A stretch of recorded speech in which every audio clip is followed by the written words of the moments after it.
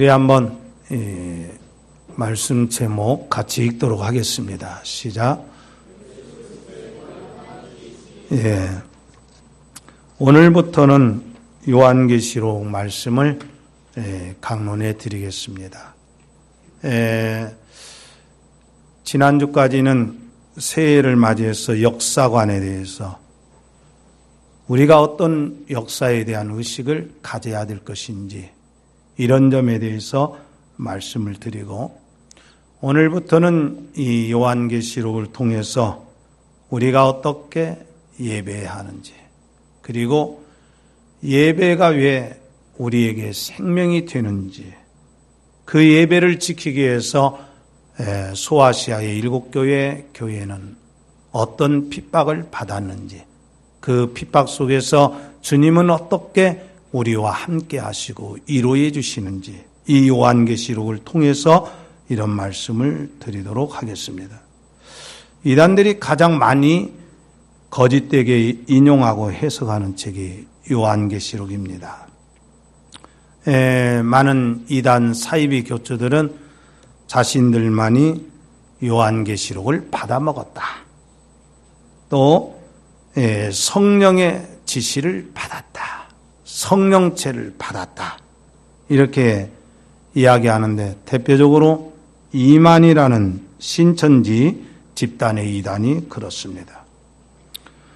특히 이제 사이비 집단들은 대체적으로 요한계시록을 인용해서 자신만이 계시록을 완전하게 깨달았다, 또 종말이 다가왔다, 그리고 자기 집단으로 와야 된다. 그래서 소위 시한부 종말론을 주장하면서 많은 사람들을 미혹하는 것을 보게 됩니다. 그런데 이 시한부 종말론은 1874년에 미국에서 여호와 증인으로부터 시작을 해서, 여호와 증인들은 종말의 시간들을 계속 연장 하다가 2000 몇 년도에 또 연장했더라고요. 또 하나는 우리나라에서는 안상홍 증인의 그 하나님의 나라 세계복음 선교회라고 간판 묻힌 그 안증의 이단이 1990년에 종말이 온다고 주장했다가 펑크 내고, 그 다음에 우리 한국교회를 떠들썩하게 했던 1992년 10월 28일 이장님 씨가 소위 종말이 온다 했다가 해프닝으로 끝났죠. 그런데 요즘 이단들은 요한계시록과 관련해서 계시록을 아십니까? 이렇게 물어봐요. 계시록의 3대 비밀을 아십니까? 그리고 계시록에 나타난 666이 뭔 줄 아십니까? 베리칩이 계시록의 666에 나오는 그런 실체입니다. 이러면서 이제 그 666의 실체를 알려면 자기 집단으로 와야 된다, 이렇게 미혹을 하고 있어요. 그래서 이런 요한계시록의 말씀을 통해서 미혹의 그 영들을 분별하고, 그 다음에 그들이 어떻게 미혹하는지 이걸 파악하고, 그리고 요한계시록의 말씀이 과연 우리에게 어떤 말씀인가, 이런 것들을 이제 통해서 여러분들이 이 세대에 건강한 올바른 신앙생활 할 수 있기를 주의 이름으로 축원합니다. 요한계시록 책 제목이 뭐예요? 몰라요, 여러분들? 요한계시록이죠? 그런데 1절을 시작하는 내용을 보면 이렇게 시작하잖아요. 우리 한번 읽어보도록 합니다. 1절 시작. 다시 한번 거기까지만 시작. 원래 여러분 봐요. 사도 요한의 계시가 아니라 누구의 계시입니까? 성경에 보면 예수 그리스도의 계시다, 이렇게 말했어요. 그러니까 요한계시록이라고 하는 이 책의 주제를 엄밀하게 말하면 예수 그리스도에 관하여 사도 요한이 받은 계시다, 이렇게 해야 돼. 자, 그런데 요한계시록이 예수 그리스도의 계시라고 하는 의미, 이걸 왜 첫 구절에서 딱 밝혔는가? 첫째로 이 본문의 계시라고 하는 말은 신비한 것을 감추려는데 의미가 있는 것이 아니라 알게 하기 위한, 따라서 합시다. 알게 하기 위한 메시지이다. 여러분, 요한계시록은 감추고 비밀로 풀어야 되고 암호로 풀어야 되는 말씀이 아니에요. 말씀을 읽고 또 읽고 또 읽으며 이 요한계시록이 우리에게 어떤 의미를 주는가를 딱 보여줘요. 그런데 이 계시라고 하는 말이요, 오해를 많이 하는 경우가 있어요. 계시를 눈을 딱 감고 뭘 바라보는 사람, 눈 감고 본 사람, 이렇게 주장을 해요. 근데 여러분, 계시라고 하는 말은 눈을 감고 받으면 이건 귀신 같은 계시를 받아요. 그러니까 이 계시라고 하는 말은 원래 인간이 스스로 볼 수 없는 어떤 하나님의 뜻에 대해서 하나님이 알려주신 것이 계시라는 뜻입니다. 여러분 기억합시다. 우리 한번 따라서 합시다. 하나님이 알려주신 것이 계시이다. 그런데 이단들은 자꾸 계시라고 하는 말만 부각을 시켜요. 그래서 계시를 신비적인 방법으로 어디 산속에서 3년 6개월 동안 그 성령체에서 계시받았다, 이렇게 주장을 하는데, 사실은 이 요한계시록은 그렇게 받는 게 아니에요. 요한계시록을 비밀의 책이라고 말하면서 호기심을 불러일으키는 것, 이것은 바로 이단들이 미혹하는 술책에 불과합니다. 그래서 요한계시록은 비밀의 책이 아니에요. 우리에게 널리 알려준, 이미 메시지를 알려준 그런 열려진 계시라고 하는 것을 우리에게 분명히 보여줬어요. 1절을 보면 이렇게 말합니다. 1절 다 같이 읽어보도록 합니다. 예수 그리스도의 계시라, 이는 하나님이 그에게 주사 반드시 속히 일어날 일들을 그 종들에게 보이시려고 그의 천사를 그 종 요한에게 보내어 알게 하신 것이라. 그 종 요한에게 보내어 어떻게 했다? 알게 했다, 이렇게 말했어요. 여기 알게 했다라고 하는 헬라어 세마이노라고 하는 것은 뭐냐? 신호를 주어 알게 했다, 상징으로 알게 했다. 그리고 이게 부정과거이기 때문에 단번입니다. 한 번, 딱 한 번. 이미 어떤 사람이 또 알게 하고 또 알게 하는 것이 아니라 이것은 한 번에 알게 하는 메시지예요. 둘째로, 이제 이 요한계시록 1장 1절에 예수 그리스도의 계시라고 하는 이 말은 뭐냐? 바로 예수님에 관한 계시다, 이렇게 말했어요.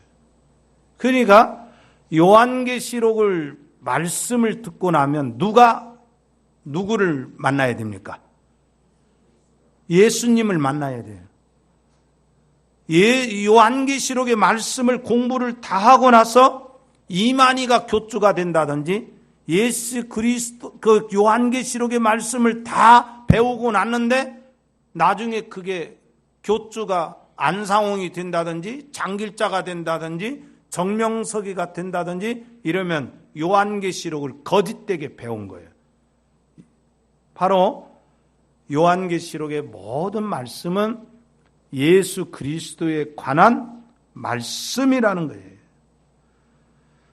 그래서 이 요한계시록 1장을 보면 이 계시록의 말씀의 중심이 종말이라는 시간에 있지 않고 그리스도께서 승리자로 교회와 함께 하신다는 이 사실을 쭉 계시록에서 보게 돼요. 여러분, 예수님 인간의 몸으로 이 땅에 오셨다는 거 그렇게 믿습니까? 육체로 오신 예수님 십자가에 죽으셨다는 사실 믿어집니까? 예수님 사흘 만에 부활하셨음을 믿습니까? 예수님 부활하신 이후에 40일 동안 이 땅에 계시다가 승천하신 거 믿습니까?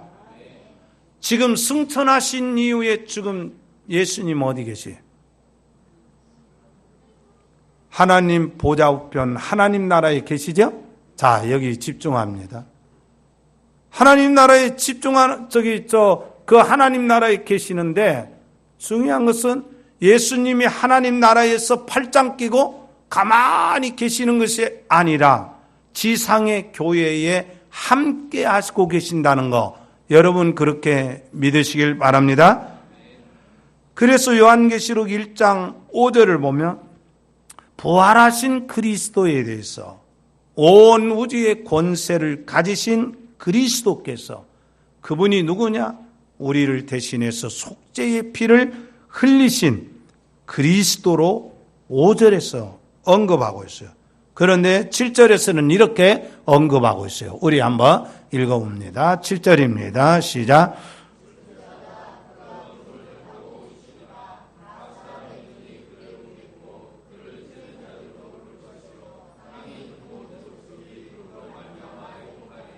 그러하리라. 아멘. 볼지어다 뭘 타고 오시리라?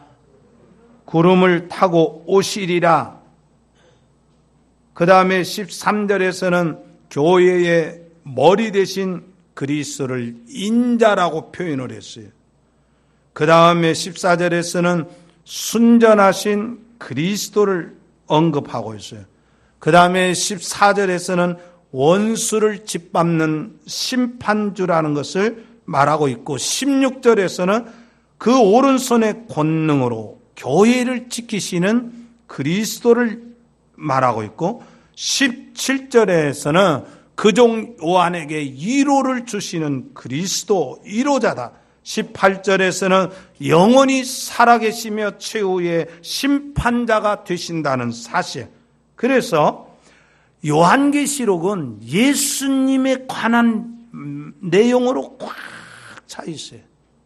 그런데 오늘날 거짓된 이단들은 종말이 다가온다, 종말의 복음이 바로 요한계시록이다, 은혜의 복음으로 구원받지 못하고 종말의 복음 요한계시록을 알아야 구원받는다고 이렇게 이단들이 잘못 주장하는 거예요. 중요한 것은 여러분, 요한계시록이 예수 그리스도에 관한 계시라는 것을 여러분들이 확신하시길 바랍니다. 아멘. 자, 그런데 이 요한계시록을 하나님께서 우리에게 주실 때 중재자들을 사용하셨어요. 오늘 1장 1절을 보면 하나님께서 예수님에게 이 말씀을 주시고, 그 다음에 예수님께서 천사에게 주시고, 천사는 사도 요한에게 계시를 전달하고, 사도 요한은 7 교회에 편지로서 이 요한계시록을 전부 보냈어요. 참, 여기 우리가 잘 이해를 해야 하는 것은 뭐냐면, 요한계시록은 이렇게 편지로서 보내는데 구약의 용어들이 278절이 나옵니다. 그러니까 계시록은 우리 한번 따라서 합시다. 계시록은 404절인데 178절이 구약의 용어입니다. 총 몇 절이라고요? 404절. 이 404절인데 구약의 용어들이 많이 나와. 그러니까 구약의 용어들이 촛대가 나오고, 그 다음에 제사장의 옷이 나오고, 환상이 나오고, 꿈이 나오고, 이런 형식들이 많이 나와요. 그러니까 이런 형식들을 많이 나오니까 사람들이 생각하기를 이 요한계시록은 묵시문학에서 온 것이다, 이렇게 주장을 해요. 근데요, 이 묵시문학은 뭐가 다르느냐? 바로 묵시문학은 말라기 성경, 구약 성경 말라기 이후에 400년 동안 하나님 말씀이 내려지지 않아요. 그러니까 하나님 말씀 내려지지 않는데 로마 제국 황제들이 기독교인들을 핍박하잖아요. 짓누르잖아요. 그러니까 납비들이 백성들을 위로해요. 위로하는데 뭐 가지고 이러냐면 구약의 예언서들을, 선지서들을 배경으로 이제 그 백성들을 위로하는 그 글들 메시지가 뭐냐? 묵시문학이에요. 그래서 요한계시록에도 환상이 많이 나오고 이상한 동물이 등장하고 종말의 마지막 부분들이 마치 그림을 보듯이 여기 봅니다. 하늘이 막 무너지고 땅이 막 체질이 막 녹아내리고 이러면서 저기 땅들이 스물스물 갈라지고 이런 그림 언어들로서 이렇게 표현들이 돼요. 예를 들어서 7촛대, 4생물, 7머리, 10뿔, 7나팔 이런 것들은 우리가 상상으로 그림으로 그릴 수 있는 거 아닙니까? 그런데 이것을 가르쳐서 바로 요한계시록은 묵시문학이다 이렇게 주장을 해요. 그러나 사도 요한은 요한계시록의 이 저자를 뭐라고 말했느냐? 자기라고 밝혀요. 묵시문학의 특징은 뭐냐? 저자가 없어요. 그냥 어떤 옛날에 선지자들의 이름을 빗대서 뭐 토비투스랄지 뭐 이런 이야기들을 막 붙여요. 그런데 실제적으로 사도 요한은 자신을 소개를 직접 해요. 그러니까 자기가 누구냐? 나는 세베대의 아들로서 예수님을 개인적으로 알고 있었던 사람이라는 것을 그 당시에 7교회의 모든 독자들은 사도 요한에 대해서 알아요. 그러니까 굳이 막 자기가 누구냐 이런 걸 설명하지 않고 사도 요한이라고 하는 자기 이름을 딱 밝혀요. 근데 뭐라고 밝히느냐? 종이라고 밝혀요. 여러분, 성경에는 종이라는 용어가 많이 나옵니다. 근데 여기에서 종이라고 할 때 몇 가지가 나는데 노예라는 뜻이 있고 주님의 사자라는 뜻이 있고 선지자라는 뜻이 있어요. 근데 사도 요한은 뭐라고 말하느냐? 자기는 하나님의 말씀을 대변하는 선지자다. 이런 의미에서 종이라고 하는 단어를 썼어요. 그러니까 사도 요한은 이런 얘기입니다. 내가 천사로부터 계시를 받았지만 나는 정말 언제나 이 말씀을 받은 대로 가감하지 않고 변질시키지 않고 언제나 예수 그리스도를 증거합니다. 이게 사도 요한의 정신이에요. 여러분, 누가 진정한 참된 종인 줄 아세요? 아무리 큰 기적을 나타내고 무슨 예언을 한다 할지라도 하나님의 자리를 차지하지 않는 사람이 참된 종이에요. 누가 참된 겸손의 종이냐? 항상 예수님을 자랑하는 사람이 진실한 종이며 진실한 신자입니다.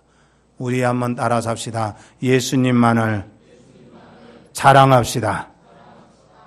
여러분들이 언제든지 예수님만을 자랑하는 종이 되고 예수님만을 자랑하는 신자들이 되어지기를 주의 이름으로 축원합니다. 이 시대에 자신을 재림예수라고 주장하고 보혜사 성령이라고 가르치는 자들이 많아요. 대표적으로 신천지 이만희, 하나님의 교회 안상우 이런 사람들이에요. 다 이게 뭐냐? 사이비 교주들이란 말이에요.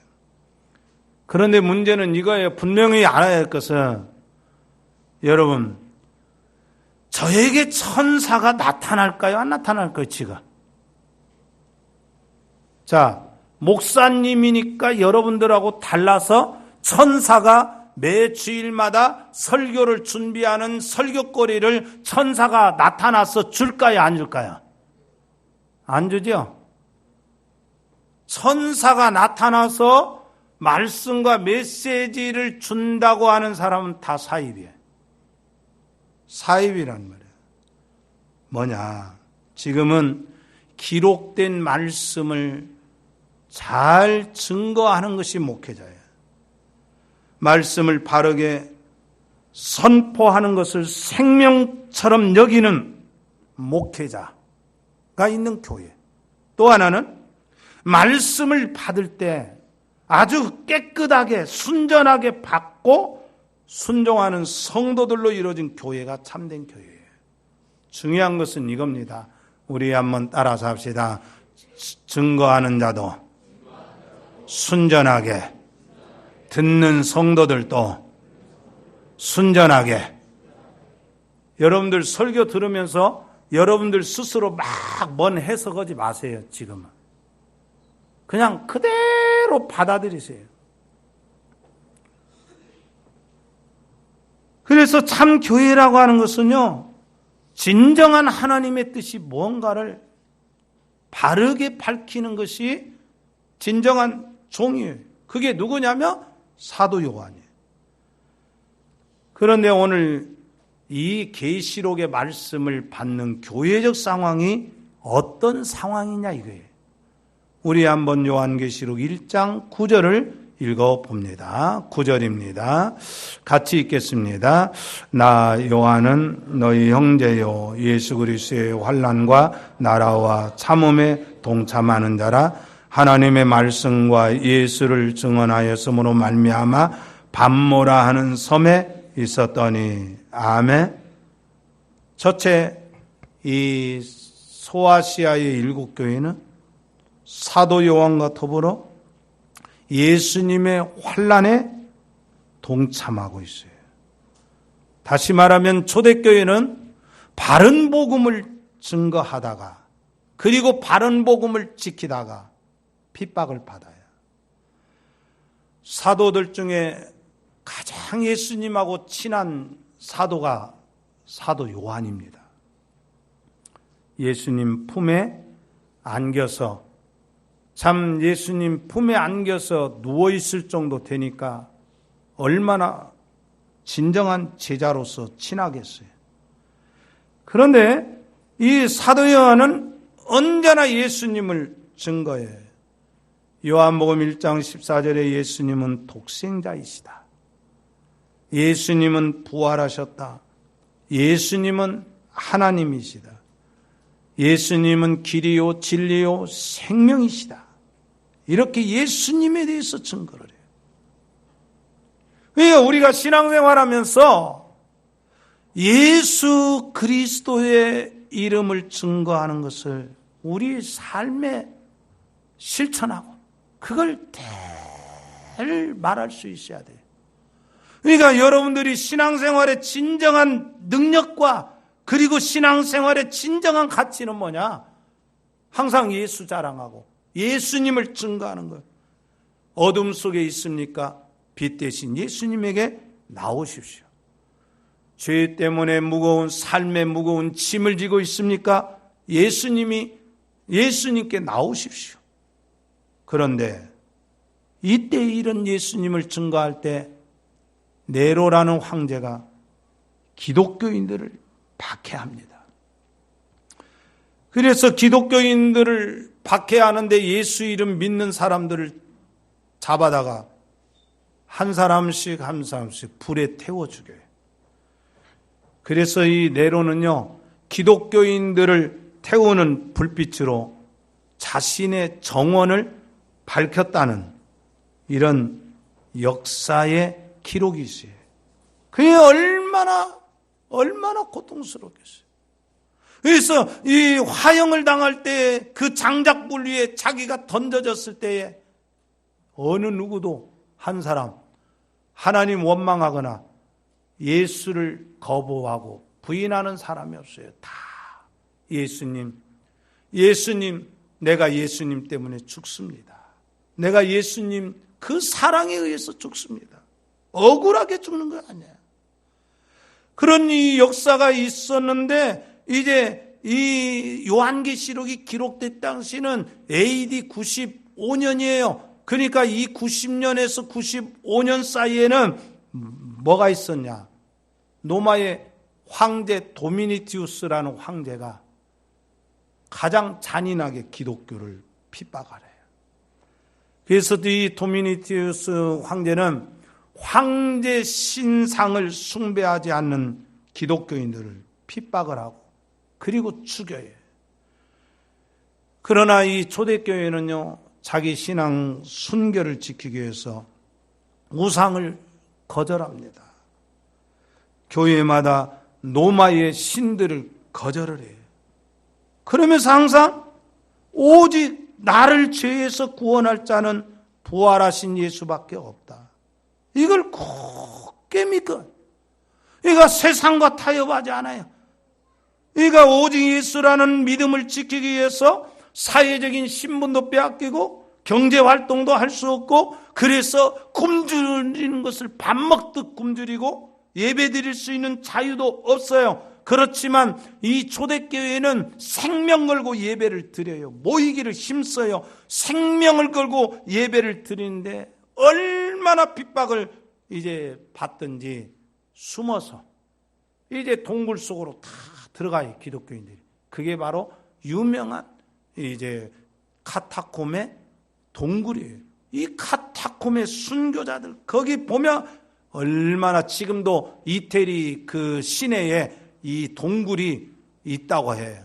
이태리는요, 지하철을 못 논다고 그래요. 왜 그러냐? 이 동굴 때문에 못 논대요.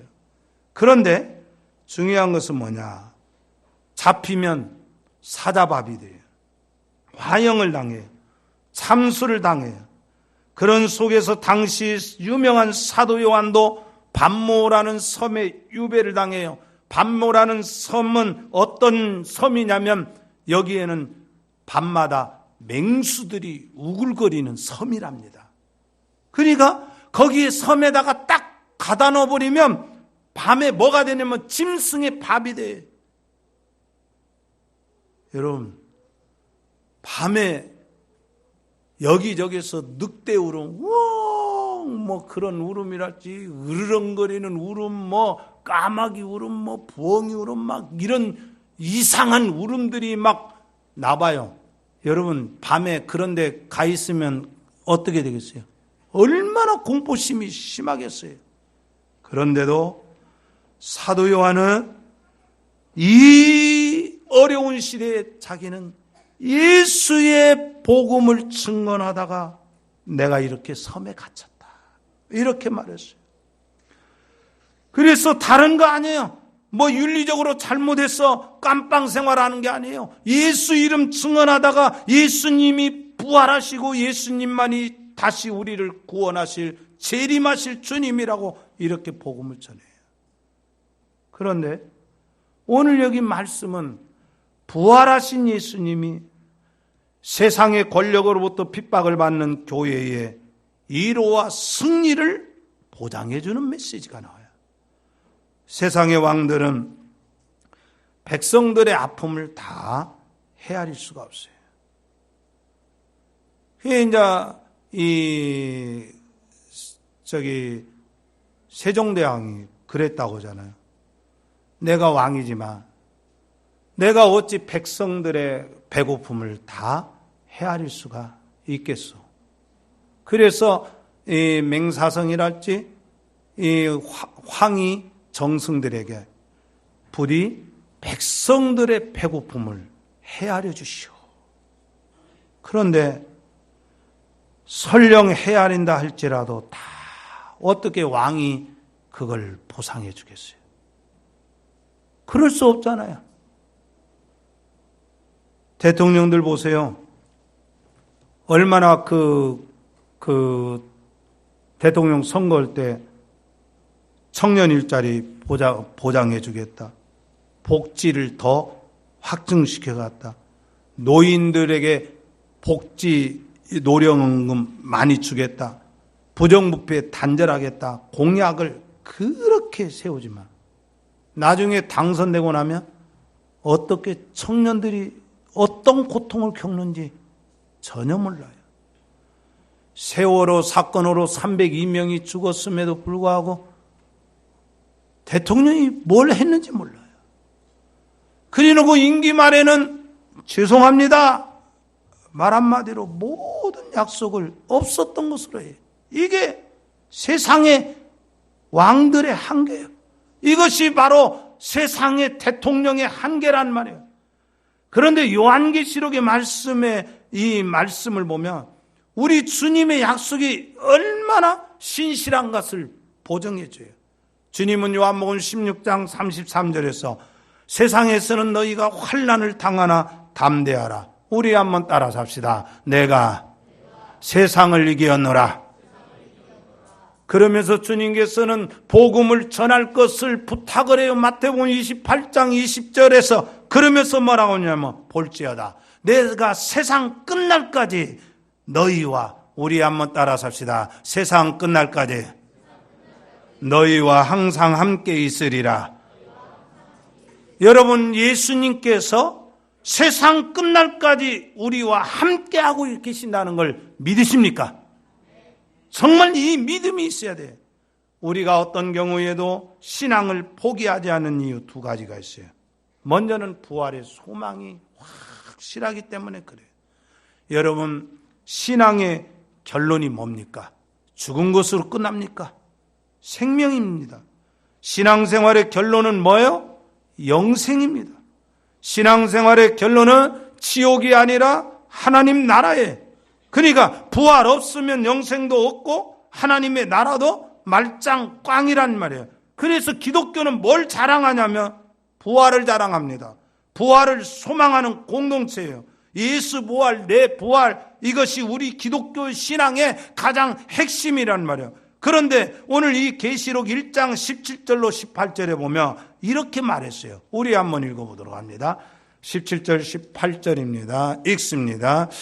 내가 볼 때에 그 발 앞에 엎드려져 죽은 자같이 되매 그가 오른손을 내게 얹고 이르시되 두려워하지 말라. 나는 처음이요 마지막이니 곧 살아있는 자라. 내가 전에 죽었었노라. 볼지어다 이제 세세토록 살아있어 사망과 음부의 열쇠를 가졌노니. 아멘, 아멘, 아멘. 여러분, 한번 생각해 보세요. 우리 주님은 십자가에 죽고 무덤에 썩어서 없어진 주님이 아니라 부활하신 주님, 세세토록 살아계신 주님. 우리 주님은 사망의 음부와 사망과 음부의 열쇠를 주님이 가지셨어요. 여러분들이 이 믿음이 분명해야 됩니다. 예수님 부활하신 것처럼 나도 다시 부활할 것을 확신합니다. 이렇게 고백하시길 바랍니다. 여러분, 그래야 세상에 내가 타협하지 않아요. 세상에 무너지지 않아요. 또 하나는 우리가 어떤 경우에도 신앙을 포기하지 않는 이유가 있어요. 바로 부활하신 예수님이 함께 하시기 때문에 그래요. 요한계시록 1장 7절을 보면 볼지어다 그가 구름을 타고 오시리라. 이 구절은 다시 오신다, 재림하신다는 것이 핵심이에요. 이 이단들은 구름이 뭐냐 이걸 놓고 맛을 풀이를 해요. 그리고 재림을 슬쩍 바꿔요. 그리고 교주로 바꿔요. 여러분 한번 생각해 보세요. 재림주 박태선이가 그렇게 종교 사기를 쳐놓고 죽었잖아요.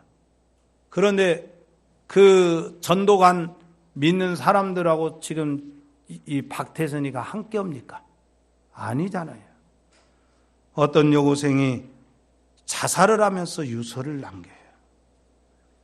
뭐라고 냈냐면, 왜 어머니 나를 낳아놓고 나를 버리시고 떠났나요? 그 누구도 함께 해주지 않는 이 세상에 더 살아야 할 의미가 없어요. 나는 언제나 혼자였습니다. 나는 혼자 내 짐을 지기에는 내가 너무 힘듭니다. 이걸요, 라디오를 통해서 제가 듣는 순간 참 제가 많이 울었어요. 자식을 버리는 부모들. 요즘에는 너무 뉴스들이 참 끔찍하죠. 자기가 낳은 자식들을 죽이는 짐승 같은 사회가 되지 않습니까? 아주 때로는 한탄과 분노가 막 치솟아요.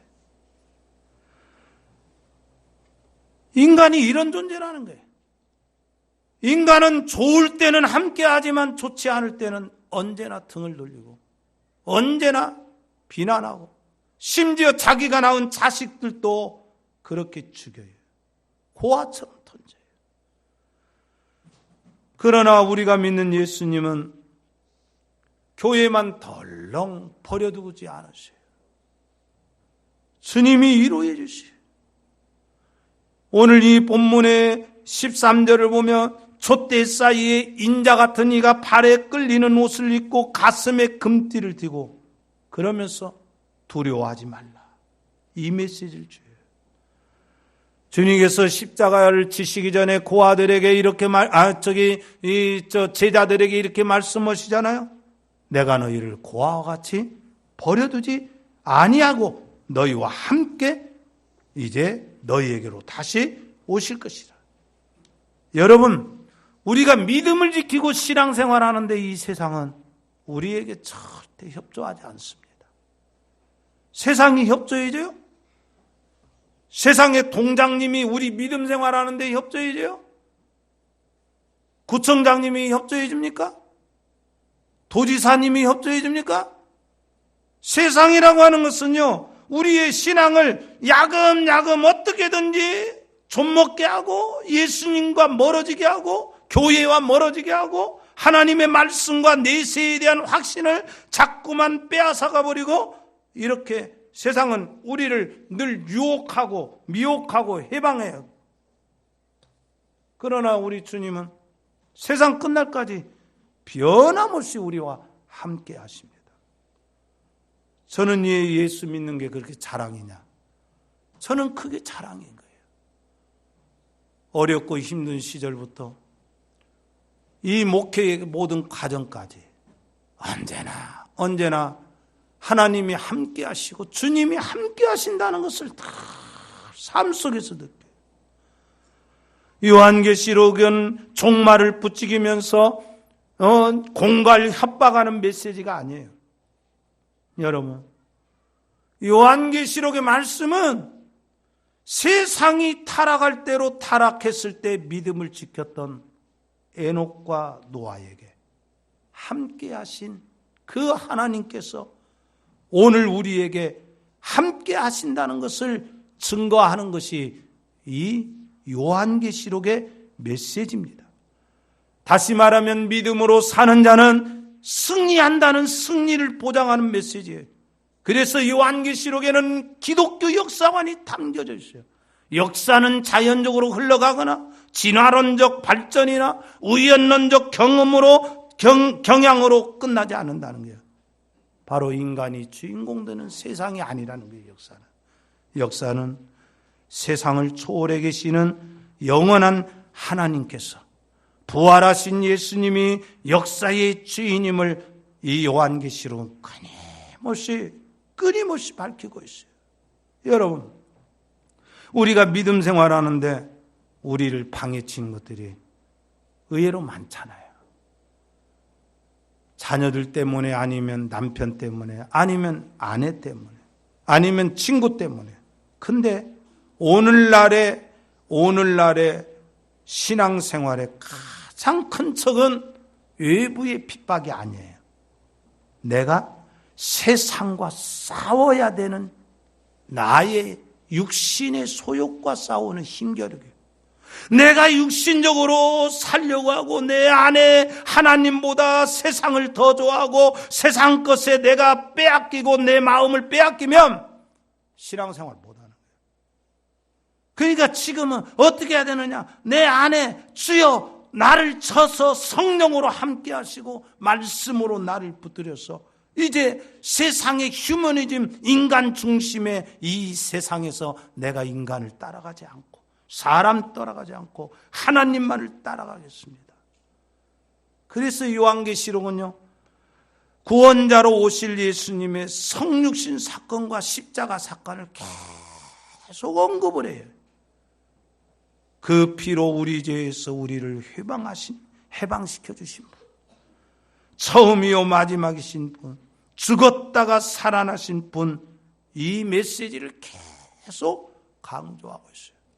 사랑하는 성도 여러분, 예수 그리스도만이 여러분을 진정으로 해방시켜 주시고 여러분과 함께 하셔서 승리케 하신다는 걸 믿으시길 바랍니다. 종말이 와도 우리는 흔들림이 없습니다. 내 안에 예수 그리스도에 대한 믿음만 분명하며 우리는 결국 승리하게 돼요. 이 승리가 여러분들에게 분명히 있어지기를 주의 이름으로 축원합니다. 기도하겠습니다.